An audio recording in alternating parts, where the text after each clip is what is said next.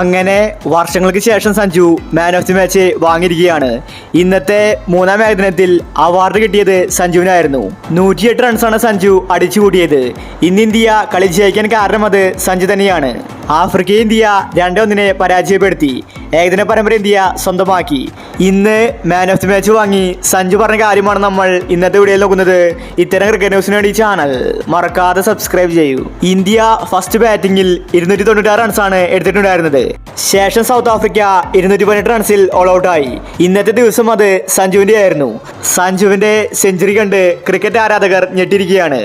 ഇന്ന് മാൻ of the match വാങ്ങി സഞ്ജു പറഞ്ഞത് ഇങ്ങനെയായിരുന്നു: എനിക്ക് ഒരുപാട് സന്തോഷമുണ്ട്. കുറേ കാലത്തിന് ശേഷമാണ് എനിക്ക് മാൻ ഓഫ് ദി മാച്ച് ലഭിക്കുന്നത്. ഇന്ത്യൻ ടീമിൽ എനിക്ക് അവസരങ്ങൾ കിട്ടാറില്ല.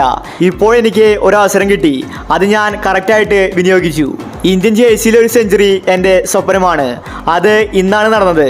5-ാമതും 6-ാമതും ബാറ്റ് ചെയ്യുമ്പോൾ എനിക്കൊന്നും തന്നെ ചെയ്യാൻ സാധിക്കുന്നില്ല. ഇന്ന് രാഹുൽ എനിക്ക് ടോപ്പ് ഓർഡറിൽ ബാറ്റിംഗ് തന്നു. അതുകൊണ്ടാണ് ഞാൻ ഇന്ന് സെഞ്ചുറി അടിച്ചത്. എൻ്റെ കഴിവ് പുറത്തെടുക്കാൻ എനിക്ക് അവസരങ്ങൾ കിട്ടുന്നില്ല. പക്ഷേ എനിക്ക് ഏറ്റവും കൂടുതൽ സപ്പോർട്ട് തന്നത് രോഹിതും കോഹ്ലിയുമാണ്. അവരുടെ ഉപദേശങ്ങളാണ് എനിക്ക് എൻ്റെ കരിയറിൽ മാറ്റം കൊണ്ടുവന്നത്. ഇന്നത്തെ ഈ ഒരു മാൻ ഓഫ് ദി മാച്ച് ഞാൻ അവർക്ക് സമർപ്പിക്കുന്നു. ഇതെൻ്റെ ഒരു തുടക്കം മാത്രമാണ്.